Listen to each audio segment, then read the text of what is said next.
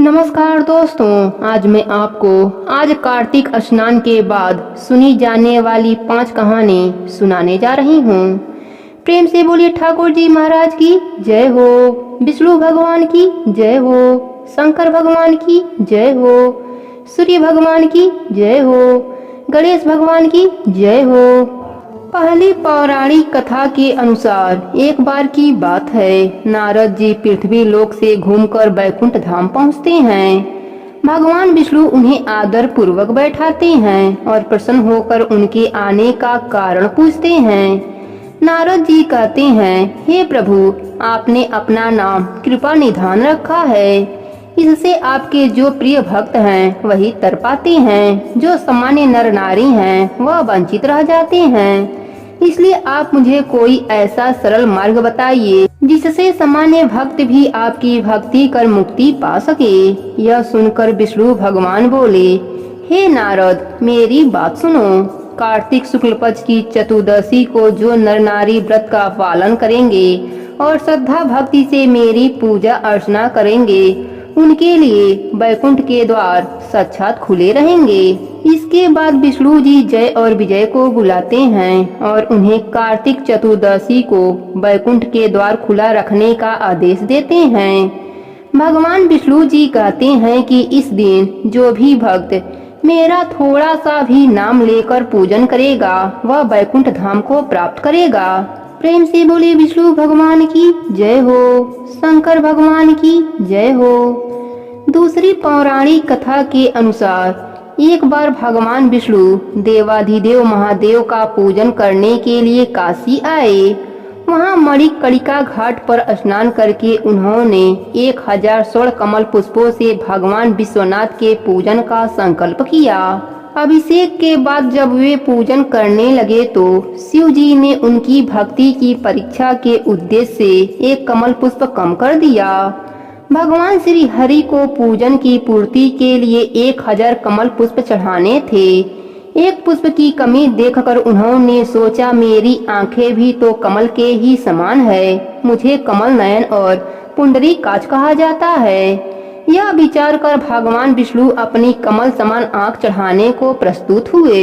विष्णु जी की इस अगाध भक्ति से प्रसन्न होकर देवाधिदेव महादेव प्रकट होकर बोले, हे विष्णु, तुम्हारे समान संसार में दूसरा कोई मेरा भक्त नहीं है। आज की यह कार्तिक शुक्ल चतुर्दशी अब बैकुंठ चतुर्दशी कहलाएगी और इस दिन व्रत पूर्वक जो पहले आपका पूजन करेगा उसे बैकुंठ लोक की प्राप्ति होगी। भगवान शिव ने इसी बैकुंठ चतुर्दशी को करोड़ों सूर्यों की क्रांति के समान वाला सुदर्शन चक्र विष्णु जी को प्रदान किया। शिव जी तथा विष्णु जी कहते हैं कि इस दिन बैकुंठ के द्वार खुले रहेंगे। मृत लोक में रहने वाला कोई भी व्यक्ति इस व्रत को करता है वह अपना स्थान बैकुंठ धाम में सुरक्षित कर लेता है। प्रेम से बोले विष्णु भगवान की जय हो, शंकर भगवान की जय हो। तीसरी पौराणिक कथा के अनुसार धनेश्वर नामक एक ब्राह्मण था जो बहुत बुरे काम करता था। उसके ऊपर कई पाप थे। एक दिन वो गोदावरी नदी में स्नान के लिए गया। उस दिन बैकुंठ चतुर्दशी थी। कई भक्त जन उस दिन पूजा अर्चना कर गोदावरी घाट पर आए थे। उस भीड़ में धनेश्वर भी उन सभी के साथ था। इस प्रकार उन श्रद्धालुओं के स्पर्श के कारण धनेश्वर को भी पुण्य मिला। जब उसकी मृत्यु हो गई तब उसे यमराज लेकर गए और नरक में भेज दिया। तब भगवान विष्णु ने कहा, यह बहुत पापी है, पर इसने बैकुंठ चतुर्दशी के दिन गोदावरी स्नान किया है और श्रद्धालुओं के पुण्य के कारण इसके सभी पाप नष्ट हो गए हैं, इसलिए इसे बैकुंठ धाम मिलेगा। अतः धनेश्वर को बैकुंठ धाम की प्राप्ति हुई। प्रेम से बोलिए विष्णु भगवान की जय हो, शंकर भगवान की जय हो। चौथी पौराणिक कथा के अनुसार एक बुढ़िया थी। उसकी एक बछड़ी थी, उसका नाम कपूरनी था। एक बार कार्तिक का महीना आया। गांव के सारे लोग पुष्कर नहाने जा रहे थे तो बुढ़िया का भी मन हुआ कि वह गांव वालों के साथ कार्तिक मास में पुष्कर स्नान करे। बुढ़िया ने पड़ोसन से कहा, मेरी कपूरनी को चारा डाल देगी, मैं पुष्कर नहाने जाना चाहती हूँ। पड़ोसन ने कहा, हाँ मैं डाल दूंगी। बुढ़िया माई ने कहा, समय समय पर चारा कपूरनी को डाल देना और कुंडा में पानी भरकर रख देना। इतना कहकर बुढ़िया माई पुष्कर स्नान करने चली गई। इधर पड़ोसन रोज कपूरनी को चारा डालती, पानी का कुंडा भर के रख देती। एक दिन पड़ोसन को ध्यान नहीं आया और कपूरनी को कुछ नहीं मिला। वह भूखों मरती। पानी का कुंडा भी गिर गया। पानी का कुंडा गिरने से उसका स्नान हो गया। भूखों मरती के वास हो गया और वह मर गई। उस दिन बैकुंठ चौदस था, इसलिए वह बैकुंठ धाम को चली गई। इधर बुढ़िया माई पुष्कर नहाकर आई तो पड़ोसन से पूछा, मेरी कपूरनी कहाँ है? तब पड़ोसन बोली, वह तो मर गई। बुढ़िया ने पूछा, वह कितनी कार्तिक नहाई? पड़ोसन बोली, ज्यादा तो नहीं, एक बैकुंठ चौदस ही नहाई। बैकुंठ चौदस के स्नान से कपूरनी को राजा के घर राजकुमारी के रूप में जन्म मिला। इसलिए महीना भर नहीं नहा सके तो चौदस को जरूर नहाना चाहिए और व्रत करना चाहिए, दीपक जलाना चाहिए और कथा सुनना चाहिए। बैकुंठ चौदस के स्नान, ध्यान, पूजा, दीपदान और कथा सुनने से बैकुंठ धाम का वास मिलता है। प्रेम से बोलिए विष्णु भगवान की जय हो, शंकर भगवान की जय हो। हे विष्णु भगवान, अपने सभी भक्तों को बैकुंठ वास का सुख देना। कहानी अधूरी हो तो पूरी करना, पूरी हो तो मान रखना। प्रेम से बोलिए विष्णु भगवान की जय हो, शंकर भगवान की जय हो, गणेश भगवान की जय हो। एक नगर में एक गरीब ब्राह्मण रहता था। वह अपने पत्नी के साथ बहुत खुश रहता था। उसकी पत्नी सुंदर थी, सुशील थी, सूर्य भगवान की पूजा अर्चना किया करती थी।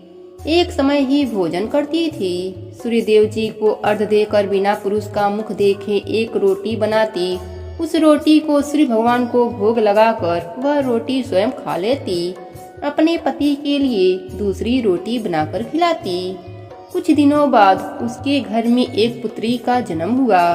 वह पुत्री धीरे धीरे बड़ी हुई। एक दिन ब्राह्मणी सूर्य देव के भोग के लिए रोटी बनाकर रख दी। सूर्य देव को अर्घ्य देकर आई भोग लगाने के लिए। तब तक उसकी पुत्री उस रोटी का कोना तोड़कर खा गई, पर ब्राह्मणी को पता नहीं चला। वह उस रोटी का भोग सूर्य देव को लगा दिया। तब तक आकाशवाणी हुई, हे देवी, यह रोटी तेरी बेटी ने जूठा कर दी है।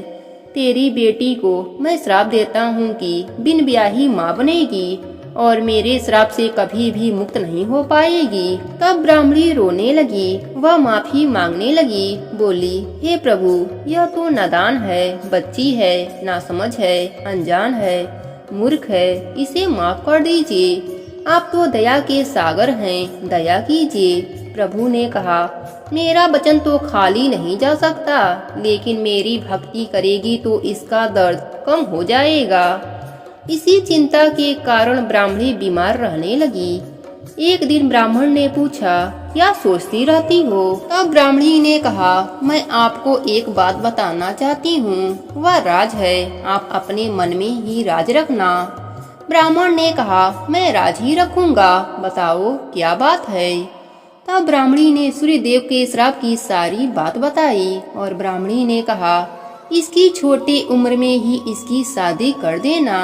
पुत्री को घर के अंदर रखना, किसी भी पुरुष का मुख मत दिखाना, इस कलंक से बचा लेना। ब्राह्मण ने कहा, आज से मेरा वचन है, मैं तेरी हर बात को निभाऊंगा। ब्राह्मणी ने कहा, एक बात और है, तुम इसे छोटी उम्र में ही सूर्य देव का पूजा करना सिखा देना, क्योंकि सूर्य देव इसके भक्ति से प्रसन्न हो जाएंगे तो श्राप वापस ले लेंगे। ब्राह्मण ने यह भी वचन दे दिया। कुछ क्षणों के बाद ब्राह्मणी मर गई। कुछ ही दिनों के बाद उसकी पुत्री बड़ी होने लगी। ब्राह्मण ने उसे सूर्य देव की पूजा करना सिखा दिया। वह भी अपने माँ की तरह ही सूर्य देव की पूजा अर्चना किया करती। कुछ दिन बीतने पर ब्राह्मण ने सोचा कि मैं अपने पुत्री के लिए कोई वर ढूंढ कर आता हूँ। अपने पुत्री से कहा कि इस कुटिया से बाहर मत निकलना। इतना कहकर ब्राह्मण वर के तलाश में निकल गया। उसकी पुत्री अपने पिता की आज्ञा का पालन करती, किसी भी परपुरुष का मुख नहीं देखती। इधर राजा का बेटा जंगल में भटक गया और रास्ता भटकता हुआ घने जंगल में आ पहुंचा। राजा के लड़के के पीछे जंगली पशु पड़ गए। वह अपनी जान बचाने के लिए रास्ता भटकता भटकता उसी झोपड़ी के पास आ गया और जोर जोर से चिल्लाने लगा, बचाओ बचाओ। तब पुत्री पिता के वचन को भूल गई, दरवाजा खोल दिया। उसने देखा बहुत सुंदर राजकुमार बाहर खड़ा है। वह देखती ही रह गई। तब तक राजा का बेटा कुटिया के अंदर आकर दरवाजा लगा दिया। ब्राह्मण की बेटी ने कहा, तुम अंदर नहीं आ सकते हो, मैं पुरुष का मुख नहीं देखती। राजा का बेटा बोला, मैं तुम्हारे साथ कोई दुर्व्यवहार नहीं करूँगा। मैं तो अपनी जान बचाने के लिए आया हूँ। अगर तुम मेरे प्राण बचाने से खुश नहीं हो तो मैं बाहर जा रहा हूँ। ब्राह्मण की बेटी धर्म संकट में पड़ गई और सोचने लगी कि मैं इसे बाहर भेजूंगी तो इसके प्राण जा सकते हैं, वह भी मुझे हत्या लगेगा। अगर अंदर रखूंगी तो मेरी माँ के वचन टूट जाएंगे। कोई बात नहीं, ऐसा कहकर अपने मन में धीर रख कर सोचने लगी। तब ब्राह्मणी की बेटी ने कहा, मेरे वस्त्र पहनकर नारी बनकर मेरे पिताजी के सामने रहना पड़ेगा, क्योंकि मुझे पुरुष का मुख देखने की आज्ञा नहीं है। तब राजा का बेटा बोला, तुमने मेरी जान बचाई है, मैं तुम्हारी बात जरूर मानूंगा। तब वह लड़की वाला वस्त्र पहन लिया। कुछ देर के बाद ब्राह्मण आया तो पूछा, बेटी तुम्हारे साथ कौन है? पुत्री ने जवाब दिया, यह नारी रास्ता भटक गई थी, इसके पीछे जानवर पड़े हुए थे। यह अपनी जान बचाने के लिए आवाज लगाई तो मैंने दरवाजा खोल दिया। पिताजी आज्ञा हो तो यह हमारे साथ रह जाए। ब्राह्मण ने कहा कि नारी है तो मुझे कोई परेशानी नहीं है। कई दिन बीत गए। उन दोनों में इतना प्रेम बढ़ गया कि वह हर हद पार कर गए। ब्राह्मण की बेटी गर्भवती हो गई। अब दोनों घबराने लगे। राजकुमार ने कहा, तुम अपने पिताजी से कह देना कि मैं गर्भवती थी। मैं जब बाहर से आई थी तभी गर्भ था। राजकुमार की बात मानकर ब्राह्मण की बेटी ने अपने पिताजी के आते ही बीमारी का बहाना बनाकर सो जाती। धीरे धीरे 9 महीने बीत गए। उसका अंत समय आ गया। बेटी ने पिताजी को आवाज लगाई, बोली, इसकी अंतिम समय है। पिताजी आप दाई माँ को बुला दीजिए। ब्राह्मण ने दाई को बुलाकर लाया। दाई माँ ने अंदर जाकर देखा तो ब्राह्मण की बेटी गर्भवती थी। उसका बच्चा होने वाला था। राजा के बेटे ने सारी बात बताई और कहा, अगर तुम किसी से कुछ नहीं बताओगी तो मैं तुम्हारा घर मोहरों से भर दूंगा। दाई राजा के बेटे के कहे अनुसार ही किया। बाहर जाकर किसी को कुछ नहीं बताया। धीरे धीरे उनका बेटा बड़ा होने लगा। एक दिन राजा अपने बेटे को ढूंढता हुआ उसी नगर में आया और उसी झोपड़ी के पास आकर आवाज देने लगा। ब्राह्मण की बेटी ने दरवाजा खोला। तब तक राजकुमार नहाकर बाहर निकला। राजा ने अपने पुत्र को पहचान लिया।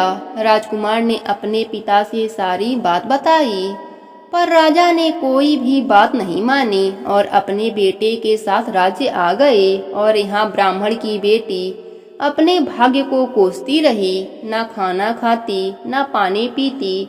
दिन भर सूर्य भगवान के प्रतिमा के आगे हाथ जोड़कर बैठी रहती।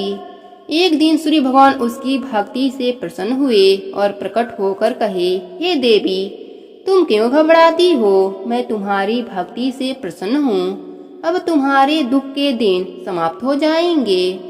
उधर राजा के घर में अन्य धन सब समाप्त हो गया। राजा रोड पर आ गया। एक दिन राजा के सपने में सूर्य भगवान ने दर्शन देकर कहा, तुम्हारा अन्य धन मैंने नष्ट किया। यह सब मेरे क्रोध के कारण हुआ है। तुमने ब्राह्मण की बेटी के साथ अन्याय किया है। राजा ने सूर्य भगवान से क्षमा मांगने लगा और सब पहले जैसा होने का उपाय पूछा। तब सूर्य भगवान ने बताया कि अगर तुम ब्राह्मणी की बेटी को ब्याह कर लाओगे और उसके बच्चे को उत्तराधिकारी बनाओगे तो तुम्हारा राज्य पहले जैसा हो जाएगा। राजा की आंख खुली तो वह पश्चाताप करने लगा। अपने पुत्र से बोला, बारात की तैयारी कर लो, चलो ब्राह्मण के घर चलते हैं तुम्हारी पत्नी को लाने। बेटा खुश हो गया। राजा बारात लेकर ब्राह्मण के झोपड़ी के पास आया तो ब्राह्मण घबराने लगा कि राजा मुझे मारने आया है। तब राजा ने ब्राह्मण से माफी मांगने लगा और कहा, हे ब्राह्मण देवता, मैं तुम्हारा कसूरवार हूँ। मैंने तुम्हारी बेटी के साथ गलत किया है। अब दोनों की शादी करने आया हूँ। तब ब्राह्मण खुश हो गया। दोनों की शादी हो गई। सूर्य भगवान की कृपा से उनका राज्य पहले जैसा हो गया और ब्राह्मण की कन्या सुख भोगने लगी। प्रेम से बोलिए सूर्य भगवान की जय हो। एक समय की बात है, एक गांव में एक सास बहू रहती थीं। सास बहुत कंजूस स्वभाव की थी। वह धर्म पुण्य तो बहुत करती, लेकिन भगवान की सेवा पूजा से ज्यादा उसका ध्यान पैसे पर रहता था। एक बार उसने कार्तिक का नित्य नियम किया। सारे परिवार और पड़ोसियों को खाने का निमंत्रण दिया। उसने सोचा कि अगर मैं ब्राह्मण भोज करा दूं तो उद्यापन भी हो जाएगा, पर अगर कोई पेटू ब्राह्मण आ गया तो उसे भोजन कराने में बहुत खर्चा हो जाएगा।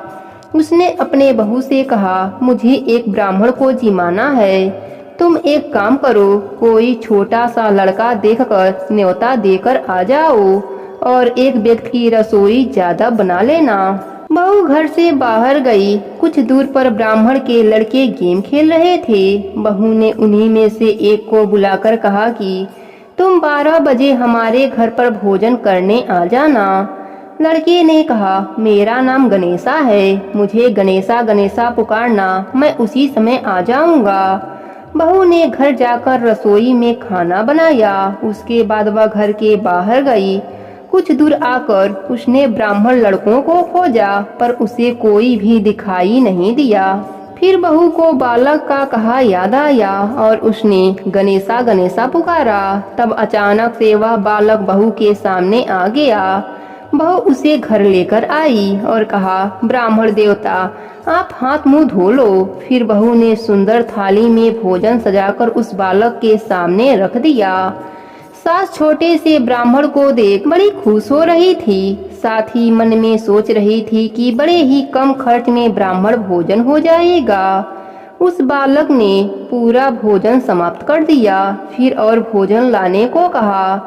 वह खाता ही जा रहा था, उठने का नाम ही नहीं लिया। धीरे धीरे वह बालक पूरे घर और मेहमानों का भोजन चट कर गया। सास बहू को मन ही मन कोस रही थी, कैसे को न्योता दिया, पर अब क्या किया जा सकता था। भोजन करने के बाद उस लड़के ने दक्षिणा में चांदी का सिक्का मांगा। यह बात सुनकर बहू का बुरा हाल हो रहा था। उसके पास चांदी का सिक्का नहीं था।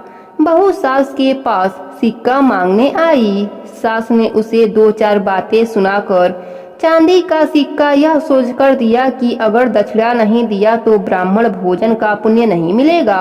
बहू ने ब्राह्मण बालक के पांव पूजे और सिक्का देकर उसे विदा किया।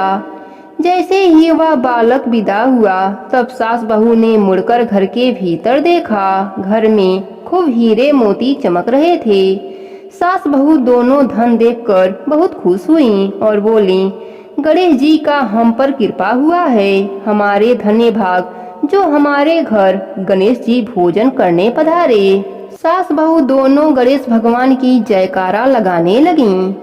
हे गणेश जी महाराज, जैसे आपने सास बहू पर कृपा करी, वैसे ही अपने सभी भक्तों पर अपनी कृपा बनाए रखना। हे ठाकुर जी महाराज, अपने सभी भक्तों पर अपनी कृपा बनाए रखना। कहानी अधूरी हो तो पूरी करना, पूरी हो तो मान रखना। प्रेम से बोलिए ठाकुर जी महाराज की जय हो।